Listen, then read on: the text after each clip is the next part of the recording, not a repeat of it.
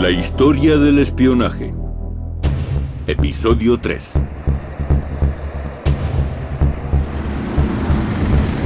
Moscú, agosto de 1991. Los tanques del Ejército Rojo toman la capital de la Unión Soviética.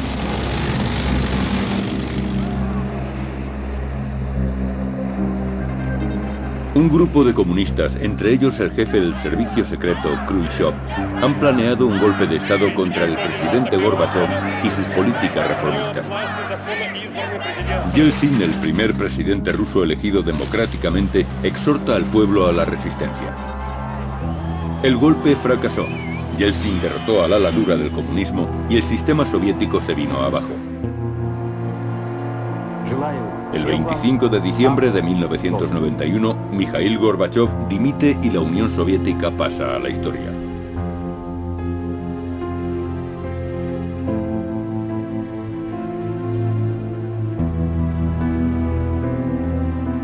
La bandera roja que ondeaba sobre el Kremlin fue retirada. Durante la Guerra Fría, los conflictos se desencadenaban por motivos ideológicos, ya fuera por el comunismo, por el capitalismo o por el tercer mundo. La base del conflicto siempre era ideológica. Y los bandos estaban muy definidos, blancos y negros, buenos y malos, dependía de tu origen y de tus creencias. La caída del sistema comunista marcó el fin de la Guerra Fría.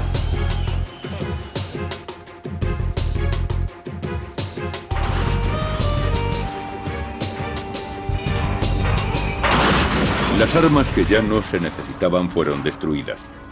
Pero ¿qué supuso el fin de la Guerra Fría para los servicios secretos, para los espías del bando oriental y del occidental? ¿Qué tareas desempeñarían ahora? Fue una reconversión a gran escala que afectó directamente a los servicios de espionaje. Aunque hubo mucho alborozo tras la caída de nuestros adversarios. Según nuestros políticos, el peligro había acabado y se podía desmantelar el BND, el Servicio de Inteligencia Federal. Si hubieran desmantelado el BND, no hubiéramos tenido centro de información. Su función no se centraba solo en la zona oriental, sino en todo el mundo. El capitalismo había ganado. A partir de entonces, el dinero gobernaría el mundo. La globalización es el rasgo que caracteriza el nuevo orden. En todos los mercados, la competencia es voraz y solo sobrevive el más fuerte. La investigación y el desarrollo son caros. El espionaje suele ser más barato, lo que aumenta la demanda de agentes competentes y de profesionales en asuntos exteriores.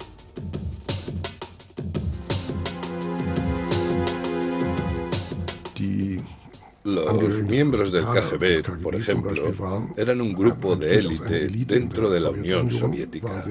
Tenían una formación muy buena, dominaban varios idiomas, estaban muy cualificados y buscaban trabajo en el campo de la seguridad. ¿Ofrecía trabajo a los agentes esta nueva economía? Sin duda. Los secretos industriales siempre han sido un recurso muy rentable para los espías.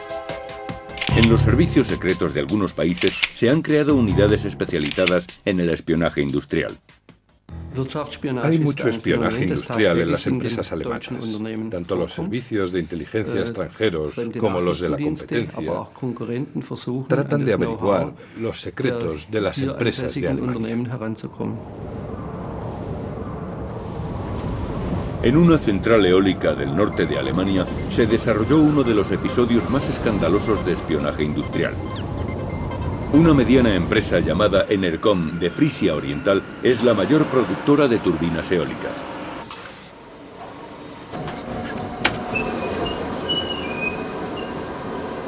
En 1994, Enercon iba a exportar sus turbinas eólicas a Texas, afianzándose así en el mercado estadounidense. Pero en lugar de recibir un pedido por miles de millones, Enercon recibió una carta de California y otra de la Secretaría para el Comercio estadounidense. Les acusaban de infringir los derechos de patente.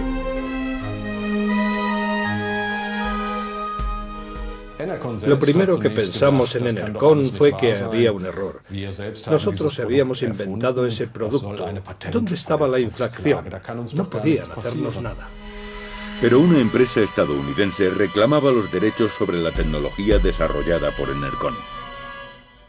Alois Wobec, propietario de Enercon, descubrió en los archivos de la empresa denunciante fotos tomadas por espías en su propia planta. La tecnología que él mismo había desarrollado fue presentada ante el tribunal, donde se aclaró lo que había ocurrido. Los espías de su competidor estadounidense, Kenneth Wind Power, habían accedido a la planta eólica de Enercon en 1994.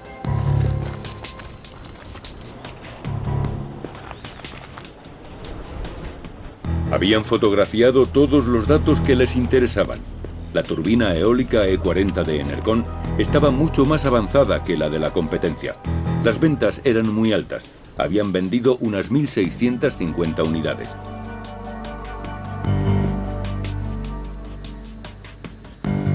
Gracias a las fotografías de los espías, la turbina eólica pudo reproducirse y patentarse en Estados Unidos.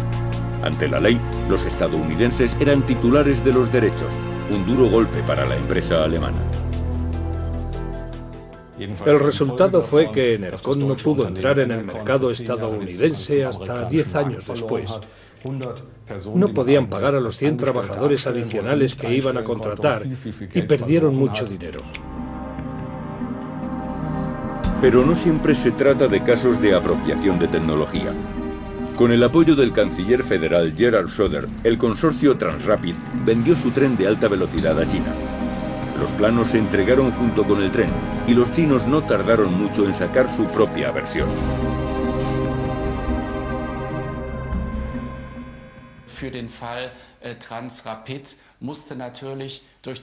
En el caso de Transrapid, la cuestión era que había que decidir entre los intereses económicos y el riesgo de que se filtrasen datos sobre la tecnología. Y se tomó una decisión, así que ahora no podemos quejarnos si se filtraron datos. Como dice el refrán, la imitación es la forma más honrada de falsificar. Las empresas saben que para negociar con China deben darles acceso a los diseños.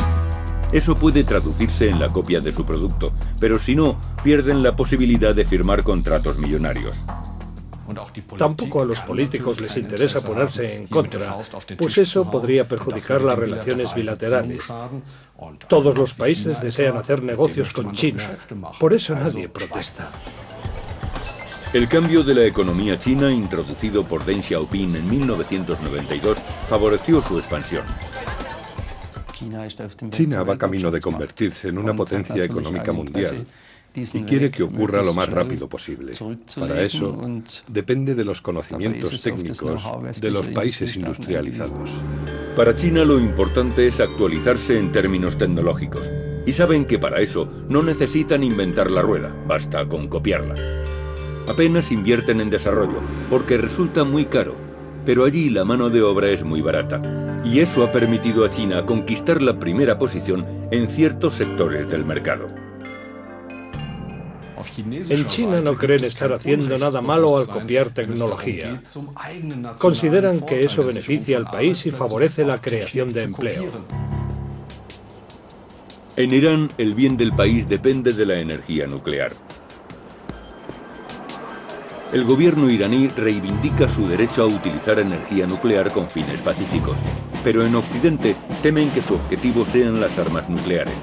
Irán ya posee misiles de medio alcance, 3 Saab-3, capaces de transportar ojivas nucleares, incluidas bombas, a más de 2.000 kilómetros. Los iraníes eludían la supervisión de la Autoridad Internacional para la Energía Nuclear y obtenían materiales e información de Pakistán ilegalmente. Occidente trataba de impedirlo por medios diplomáticos y recurriendo a los servicios de inteligencia. Viena. En el año 2000, un científico nuclear ruso se encontraba en una misión secreta para la CIA. Su maletín contenía planos confidenciales para la construcción de un detonador de bombas nucleares. El plan era pasárselo a los iraníes en Viena. La CIA pretendía sabotear su programa nuclear, pues este material secreto contenía errores incluidos a propósito. El experto ruso consideraba la misión bastante arriesgada. Le parecía demasiado evidente, así que sin consultar decidió indicarles a los iraníes que podía haber algunos errores. De este modo, el engaño resultaría más creíble. Así los iraníes recibieron los planos de la bomba atómica directamente de manos de la CIA. Fue un episodio curioso. Yo vi la dirección de la calle donde entregaron el paquete y era correcta. Pero no sé si la historia es verdadera o no. Hasta ahora no hemos visto nada parecido. En teoría, el sabotaje es la técnica ideal. En mi opinión, se trata de la solución más fácil y limpia para evitar que un país cuente con armas nucleares. Las instalaciones nucleares de Irán se encuentran vigiladas constantemente por satélite. Como potencia, Irán podría alterar de manera decisiva el equilibrio de poder en Oriente Medio. El servicio de inteligencia israelí, el Mossad, nunca permitiría que un régimen islámico radical tuviera armas nucleares. Estoy seguro de que en el pasado, y también recientemente, se ha recabado bastante información como para desarrollar programas militares eficaces. Bruselas, sede central de la competitividad mundial. Las decisiones más trascendentes se toman aquí, de modo que es un objetivo muy rentable para los espías. En la Unión Europea median los intereses mutuos, intereses que cambian cuando se trata de servicios de inteligencia. A veces, el espionaje dificulta la actuación de la Unión Europea.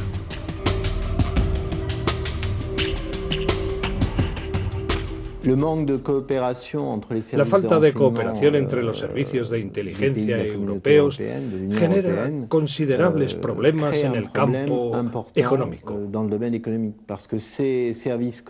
Los países de la Unión Europea trabajan juntos en la lucha contra el terrorismo y el crimen organizado, así como en temas de tecnología nuclear. Pero no intervienen en el ámbito económico, donde cada país actúa en su propio interés. El escándalo de las escuchas en 2002 demostró que se habían llegado a colocar micrófonos en Bruselas. Los expertos descubrieron micrófonos ocultos en las salas de conferencias del edificio del Consejo Europeo. Se trata de la sede de las negociaciones entre los jefes de Estado y Gobierno de los países miembros. No sabemos si el escándalo de 2002 fue el último o solo el último que se ha descubierto. La Unión Europea sabe, al menos desde finales de los 90, que son espiados, incluso por los aliados.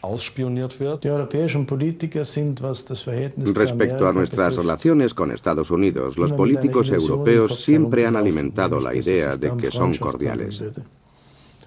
Pero si lo examinamos más detenidamente, descubrimos que desde el final de la Guerra Fría, los gabinetes estratégicos estadounidenses han desarrollado otra política, y una de sus prioridades es consolidar el dominio de Estados Unidos en el siglo XXI. Pero no solo los estadounidenses colocan micrófonos. Franceses, británicos, rusos, todos espían a la Unión Europea, aunque es muy difícil demostrarlo. Hay un sistema de micrófonos que se conoce oficialmente, el Echelon, una reliquia de la Segunda Guerra Mundial. Se utilizó para escuchar al enemigo en la Guerra Fría y hoy en día es el sistema de captación de datos más extendido en el mundo. Las conversaciones telefónicas pinchadas, los faxes y los correos electrónicos interceptados son almacenados y escaneados por superordenadores y se clasifican por materias y palabras clave. El Parlamento Europeo sospecha que desde hace tiempo también se utiliza para obtener información económica. Echelon fue una herramienta muy extendida entre los occidentales para espiar al bloque oriental. ¿Por qué no se desmanteló? Porque lo controlan Estados Unidos, Gran Bretaña, Nueva Zelanda, Canadá y Australia. Obtienen información de todo el mundo con este sistema electrónico y lo utilizan para el espionaje industrial. El espionaje económico o el espionaje empresarial no son prácticas habituales en Estados Unidos. No se consideran algo... Generalmente no está bien visto. No se considera una actitud ética. Pero cuando Estados Unidos dice que no practica el espionaje económico, rara vez les creen. Admiten que sí espían cuando tienen sospechas de corrupción. Esa es su excusa. Visita de Estado del presidente Mitterrand a Arabia Saudí. Los franceses deseaban hacer negocios lucrativos en un mercado que siempre había dominado Estados Unidos. Pero los estadounidenses lograron evitarlo. Pincharon conversaciones en las que se habló de sobornos. El acuerdo con Francia se vino abajo y los saudíes cerraron aquel negocio con los estadounidenses. Se sabe que entre aliados también hay espionaje económico, pero no se habla de ello por motivos políticos. Sin embargo, norteamericanos y británicos reconocen abiertamente haber espiado a países aliados. En Alemania se desconfía desde la Guerra Fría. Frases como «los amigos no se hacen esas cosas» o «solo espiamos al bloque oriental» no nos convencen. La central de información de Echelon más grande se encuentra en Mengistu, Gran Bretaña. Estas enormes pelotas de golf pueden capturar llamadas telefónicas, faxes, correo y todo tipo de tráfico electrónico a través de Internet. Cantidades ingentes de datos. La información se procesa para buscar palabras específicas. Aseguran que solo se rastrean conceptos relacionados con el terrorismo como Al-Qaeda. Pero entonces también podría hacerse con la palabra turbina. Se dice que el sistema cuenta con más de 120 satélites y estaciones de tierra repartidas por todo el mundo y puede supervisar el 90% del tráfico de Internet. La información es evaluada por la Agencia de Seguridad Nacional de Estados Unidos, NSA. Con sus 38.000 empleados, la NSA es el servicio de inteligencia más grande del mundo. En sus cuarteles generales, en Fort Meade, se recogen y analizan los datos.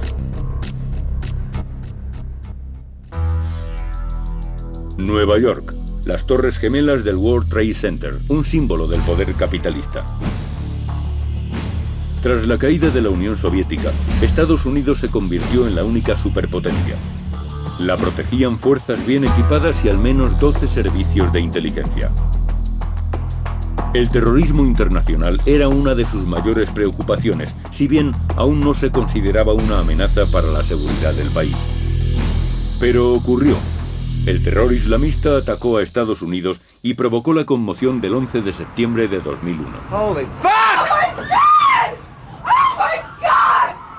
Jesus fucking Christ!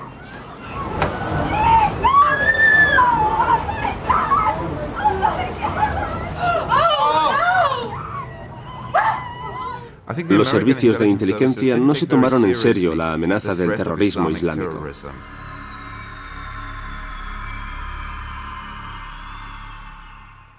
A nadie se le pasaba, ni por la imaginación, que un avión comercial pudiera ser secuestrado por terroristas suicidas y pilotado y estrellado contra las Torres Gemelas. Uno de los errores más graves que se cometieron, si hay que señalar uno, fue la poca agresividad con que nuestro gobierno abordó este nuevo tipo de amenaza.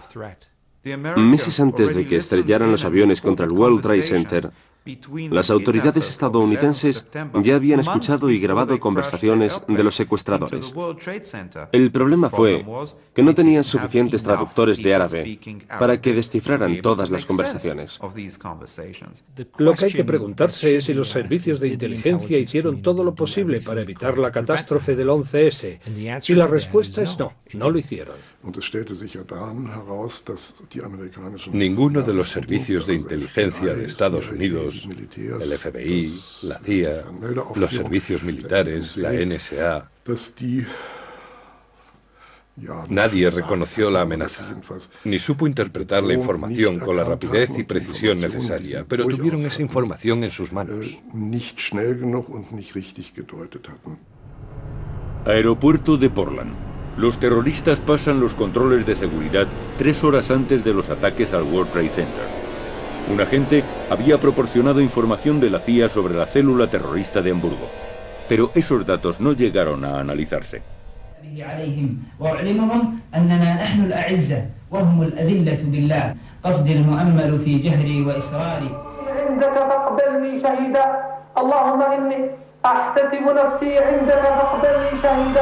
La Casa Blanca tuvo que reaccionar. 3 días después del ataque, el presidente Bush declaró la guerra al terrorismo internacional ante el Congreso. How will we fight and win this war? We will direct every resource at our command, every means of diplomacy, every tool of intelligence, every instrument of law enforcement, every financial influence, and every necessary weapon of war, to the disruption and to the defeat of the global terror network.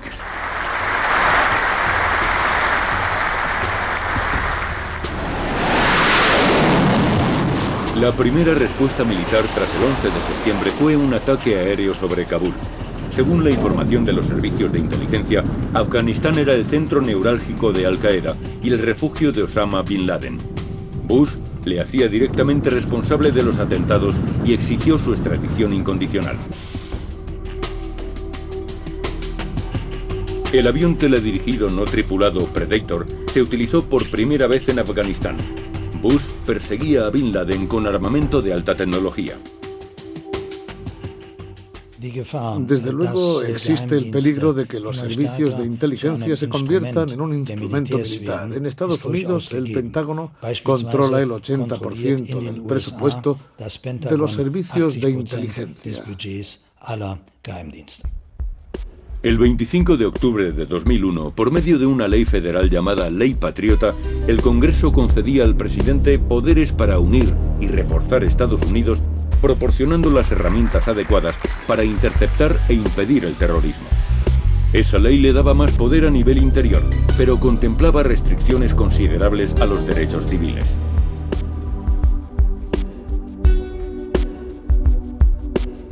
La NSA recibió autorización para implantar un programa de vigilancia y escuchas integral. Se trataba de un servicio de inteligencia con funciones de policía. La NSA pincha las redes de las principales compañías telefónicas y reúne datos de más de 200 millones de clientes. Se permite la vigilancia incluso en ausencia de sospecha. Los programas de filtrado buscan en Internet palabras clave como bomba. Los correos electrónicos pasan también por manos de la NSA. Tienen poder para recabar todo tipo de información y hacer uso de ella. Desde el 11 de septiembre de 2001, las autoridades estadounidenses viven en alerta y utilizarán todos los medios disponibles, por dudosa que sea su legitimidad. Tratan de obtener información sobre organizaciones terroristas y sus posibles operaciones.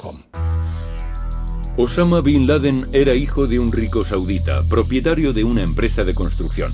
Osama fundó la red terrorista internacional Al-Qaeda y se le considera el instigador de los atentados de Estados Unidos. En Afganistán, trabajó con fundamentalistas talibán y organizó campamentos de entrenamiento para los combatientes de la guerrilla. En las escuelas coránicas, los niños aprenden que fe y lucha son la misma cosa. Tras el éxito del ataque militar estadounidense sobre Afganistán y el régimen de los talibán, Osama Bin Laden escapó por la inaccesible frontera montañosa que separa Afganistán y Pakistán. Por avanzados que sean los métodos con los que se sigue su rastro, hasta ahora la búsqueda ha sido infructuosa. Si sabes dónde mirar, entonces los medios técnicos pueden ser útiles.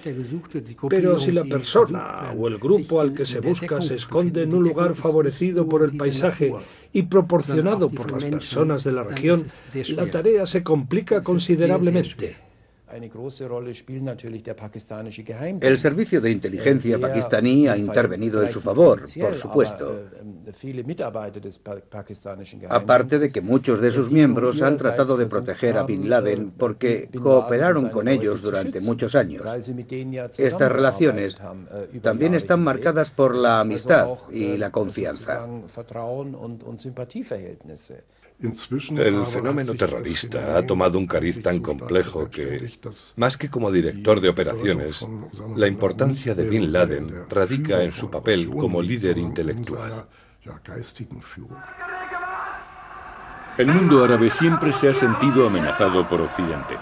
Por ese motivo, Osama Bin Laden trazó una estrategia de demostración de poder. Se ha convertido en un símbolo de la lucha contra los infieles.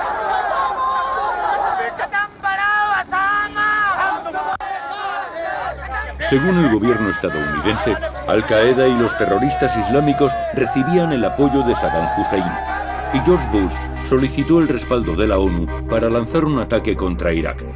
El secretario de Estado Colin Powell presentó un informe en el Consejo de Seguridad de la ONU. Acusaban a Irak de poseer armas de destrucción masiva.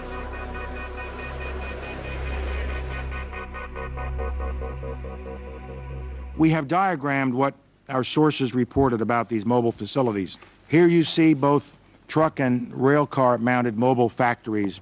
The description our sources gave us of the technical features required by such facilities are highly detailed and extremely accurate. Let's look at one. Ahora sabemos que en Irak no había armas de destrucción masiva y tampoco respaldaban a Al-Qaeda. Yo estaba a cargo del equipo que revisaba la información de la inteligencia estadounidense. Nos centrábamos en las conexiones entre Saddam Hussein y Al-Qaeda. Revisamos 10 años de material, unas 75.000 páginas de información y no hallamos ninguna conexión en absoluto.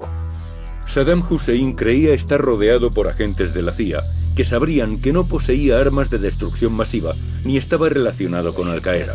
Pero en realidad no había agentes de la CIA en Bagdad.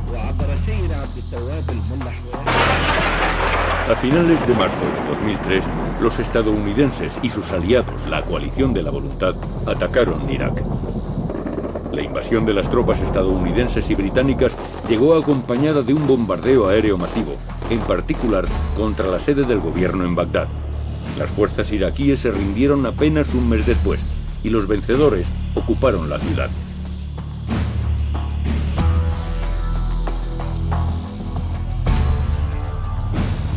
Una inmensa estatua de Saddam Hussein erigida en el centro de Bagdad era el símbolo de la dictadura. La estatua fue derribada para el regocijo del pueblo iraquí.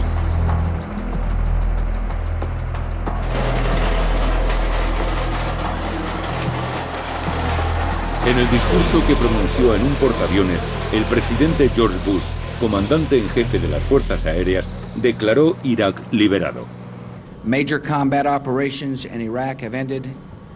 In the Battle of Iraq, the United States and our allies have prevailed.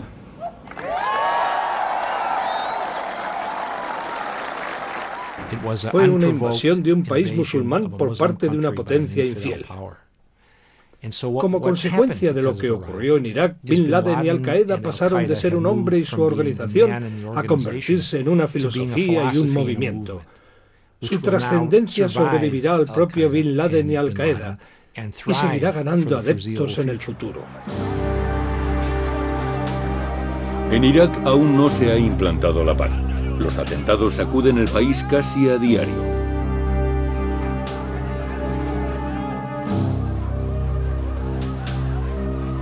En lugar de libertad y democracia reina la anarquía y el terror.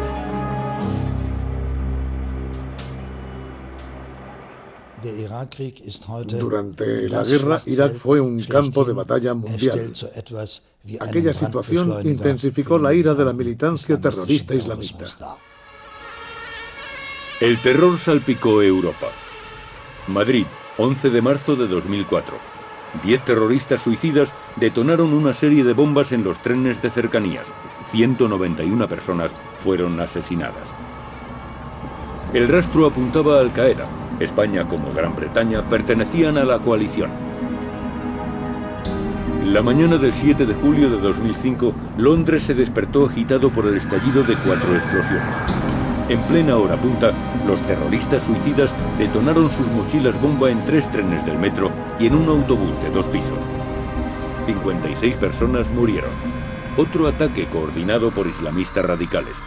3 de los 4 terroristas eran de origen pakistaní nacidos en Gran Bretaña, es decir, ciudadanos británicos. Hasta este momento, nos habíamos enfrentado a la amenaza directa de una única organización terrorista, llamada Al-Qaeda.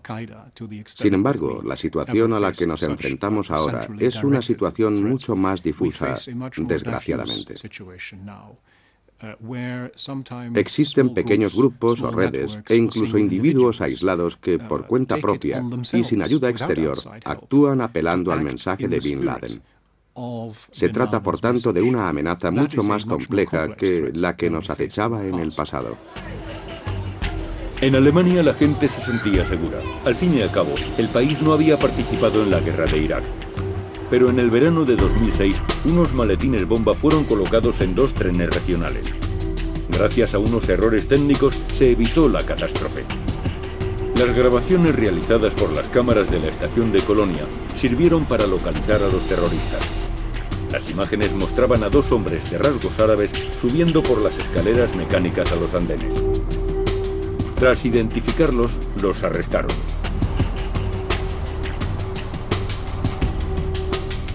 Los políticos exigieron más vigilancia y que se relajasen las leyes para la protección de datos. Pero el miedo a una sociedad transparente movilizó a los defensores de los derechos civiles. Las redes de datos, el reconocimiento facial y las técnicas de búsqueda por ordenador facilitan considerablemente el seguimiento de los sospechosos.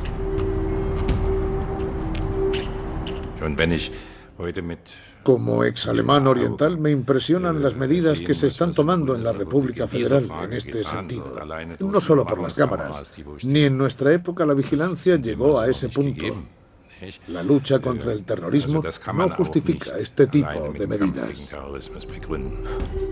Los servicios de inteligencia exigen que se tomen ciertas medidas para combatir el terrorismo.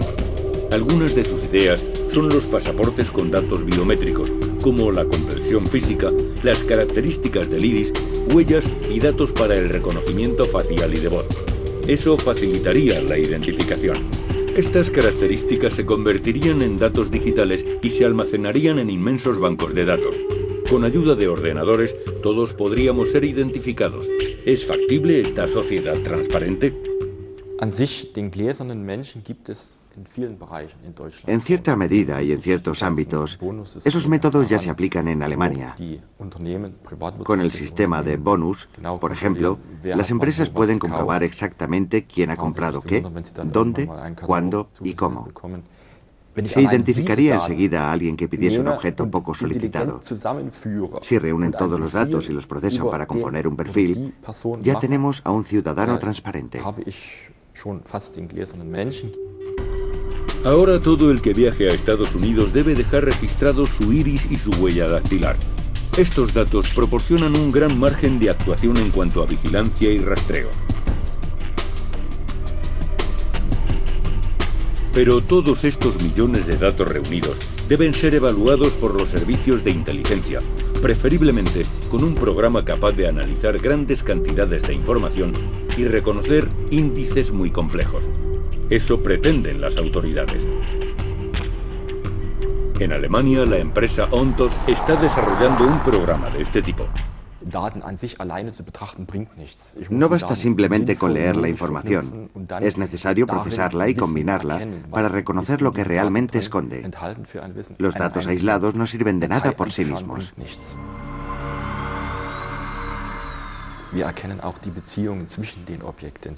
Buscamos las conexiones entre elementos determinados. Por ejemplo, la relación entre 2 personas o 2 empresas. La relación entre una persona y una empresa. Los documentos aislados no nos permiten establecer esas conexiones. Necesitamos miles de datos para interpretar la información contenida en ellos. Los datos masivos se entrelazan y se parte de sospechas iniciales. Por ejemplo, estudiantes árabes con parientes en Estados Unidos que han recibido transferencias de dinero de organizaciones dudosas. A partir de ahí se inician investigaciones para buscar pruebas concretas. Una solución de software de la que actualmente también dispone el gobierno alemán. Tiene un propósito muy específico que no es el de intercambiar información. Se trata de hacer lo posible para contribuir al reconocimiento temprano de un ataque inminente. Necesitamos entender las estructuras que pueden llevar a una situación de peligro.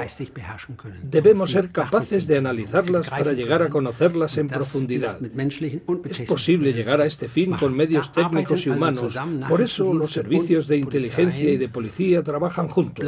Sus funciones y oficinas se mantienen separadas, pero en este ámbito determinado trabajan juntos.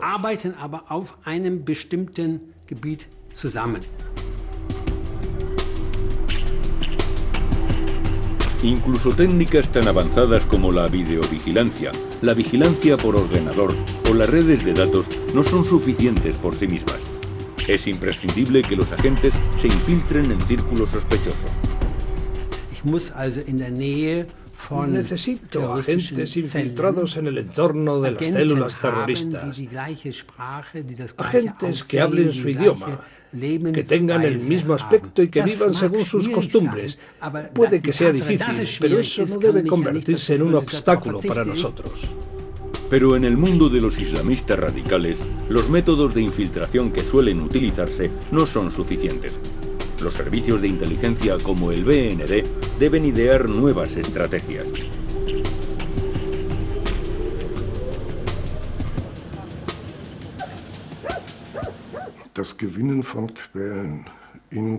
El mayor deseo de estas personas es ir al paraíso, no hacerse ricos.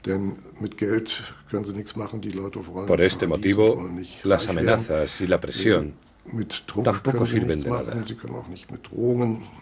Al contrario,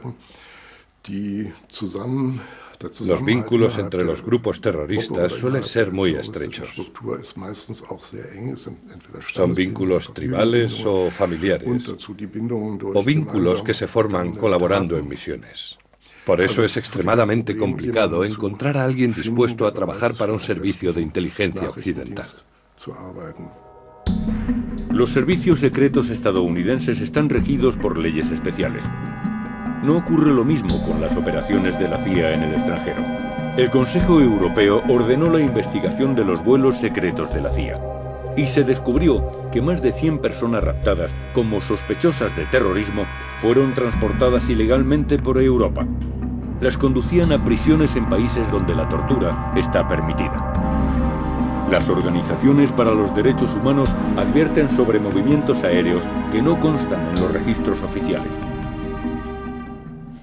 Este vuelo concreto salió de la base aérea de Bagram en Afganistán, donde sabemos a ciencia cierta que ciertos detenidos fueron liberados. De allí voló a un remoto aeropuerto comercial al noroeste de Polonia, luego a un aeropuerto militar en Rumanía, después a Marruecos y por último a Guantánamo. Era evidente que se trataba de un vuelo de prisioneros. La ruta no podría explicarse ni siquiera en términos de repostaje. Ese vuelo dejó y cogió prisioneros. Desde 2002, los sospechosos de ser miembros de Al-Qaeda son trasladados al campo de prisioneros de Guantánamo. Allí les niegan sus derechos civiles y sus derechos como prisioneros. Ciertas actividades de la CIA, como esos traslados, representan una clara violación de los derechos humanos, no hay ninguna duda. Nadie en su sano juicio los aprobaría. Son inmorales, utilizan el secuestro. Pero lo más preocupante es el descaro con que se realizan estas detenciones y traslados por el territorio europeo. Desobedecen las leyes internacionales y, sobre todo, violan los derechos humanos. Los sospechosos de terrorismo son perseguidos y capturados empleando la tecnología más avanzada. Encontrar su rastro se premia con enormes recompensas.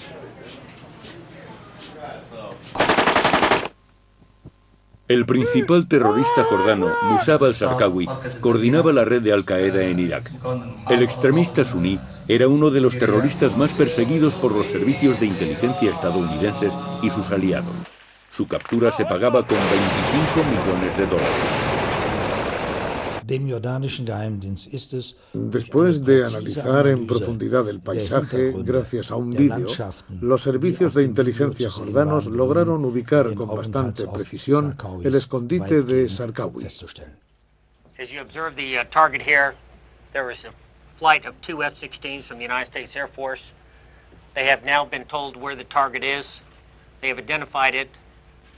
The lead aircraft is going to engage it here momentarily with a 500-pound bomb on the target.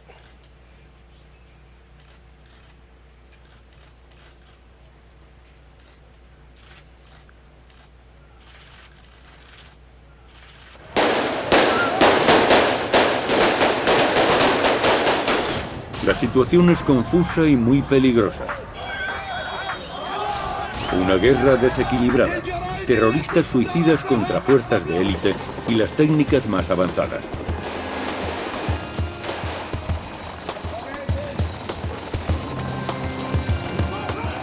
Los expertos advierten del peligro de confiar demasiado en las nuevas tecnologías. Lo verdaderamente fiable es la fuente humana. Es el único modo de obtener información real. Desgraciadamente, el factor humano ha sido relegado a un segundo plano.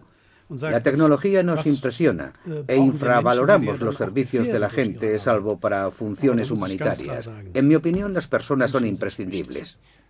Al final, lo que nos preguntamos es qué es lo que mueve a las personas, qué les motiva, cómo piensan. Y para averiguarlo es necesario el elemento humano. Los políticos no lo conciben. Opinan que invirtiendo en nuevas tecnologías de inteligencia como satélites, ordenadores, dispositivos de escuchas Echelon, pueden combatir mejor el terrorismo. En mi opinión, están equivocados. No son las máquinas, sino las personas las que hacen el trabajo.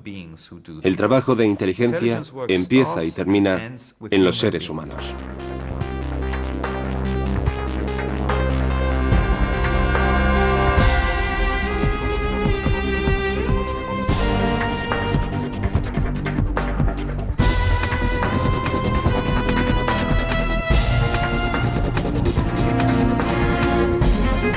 El mundo. La globalización es el rasgo que caracteriza el nuevo orden. En todos los mercados, la competencia es voraz y solo sobrevive el más fuerte. La investigación y el desarrollo son caros. El espionaje suele ser más barato, lo que aumenta la demanda de agentes competentes y de profesionales en asuntos exteriores.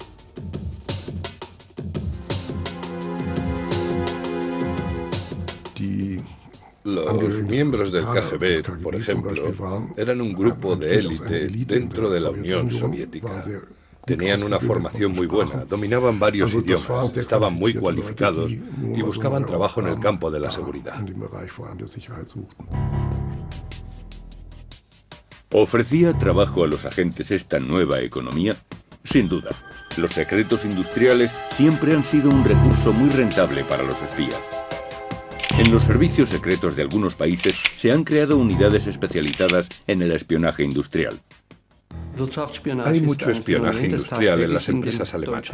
Tanto los servicios de inteligencia extranjeros como los de la competencia tratan de averiguar los secretos de las empresas de Alemania. En una central eólica del norte de Alemania se desarrolló uno de los episodios más escandalosos de espionaje industrial. Una mediana empresa llamada Enercon de Frisia Oriental es la mayor productora de turbinas eólicas.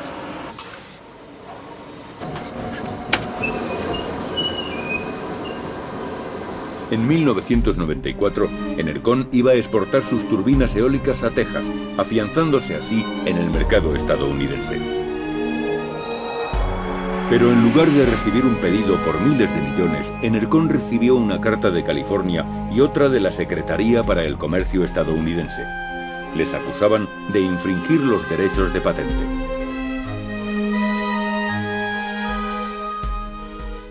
Lo primero que pensamos en Enercon fue que había un error. Nosotros habíamos inventado ese producto. ¿Dónde estaba la infracción? No podían hacernos nada.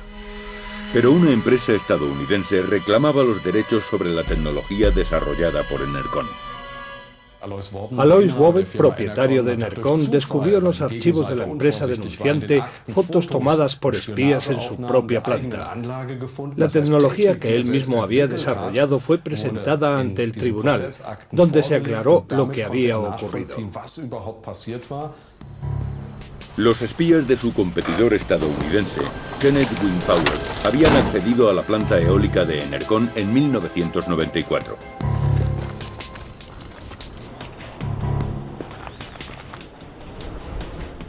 Habían fotografiado todos los datos que les interesaban. La turbina eólica E40 de Enercon estaba mucho más avanzada que la de la competencia.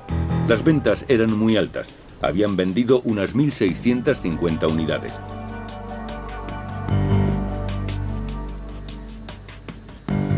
Gracias a las fotografías de los espías, la turbina eólica pudo reproducirse y patentarse en Estados Unidos. Ante la ley, los estadounidenses eran titulares de los derechos, un duro golpe para la empresa alemana. El resultado fue que Enercon no pudo entrar en el mercado estadounidense hasta 10 años después. No podían pagar a los 100 trabajadores adicionales que iban a contratar y perdieron mucho dinero. Pero no siempre se trata de casos de apropiación de tecnología. Con el apoyo del canciller federal Gerhard Schröder, el consorcio Transrapid vendió su tren de alta velocidad a China. Los planos se entregaron junto con el tren y los chinos no tardaron mucho en sacar su propia versión.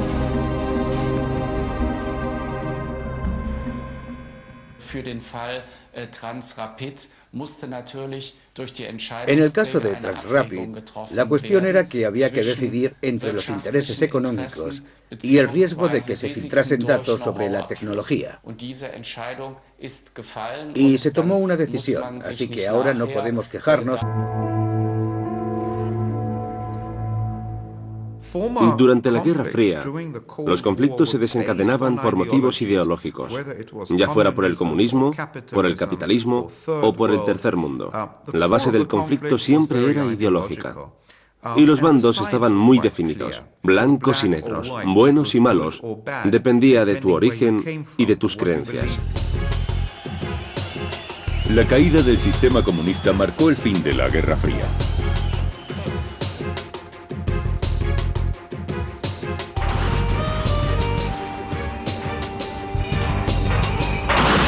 Las armas que ya no se necesitaban fueron destruidas. Pero ¿qué supuso el fin de la Guerra Fría para los servicios secretos, para los espías del bando oriental y del occidental? ¿Qué tareas desempeñarían ahora? Fue una reconversión a gran escala que afectó directamente a los servicios de espionaje. Aunque hubo mucho alborozo tras la caída de nuestros adversarios. Según nuestros políticos, el peligro había acabado y se podía desmantelar el BND, el Servicio de Inteligencia Federal. Si hubieran desmantelado el BND, no hubiéramos tenido centro de información. Su función no se centraba solo en la zona oriental, sino en todo el mundo. El capitalismo había ganado. A partir de entonces, el dinero gobernaría.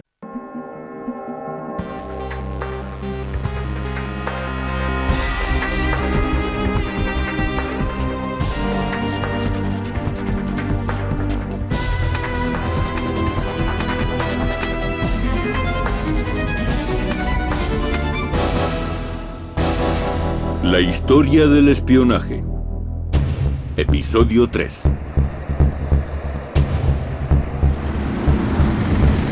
Moscú, agosto de 1991. Los tanques del Ejército Rojo toman la capital de la Unión Soviética.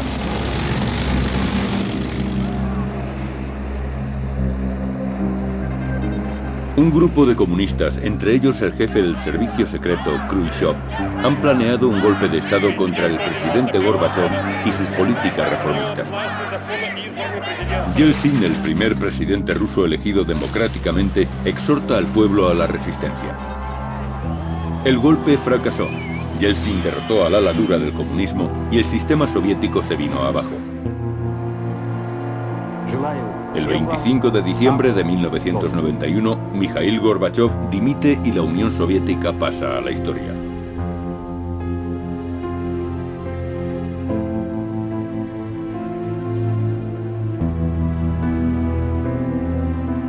La bandera roja que ondeaba sobre el Kremlin fue retirada.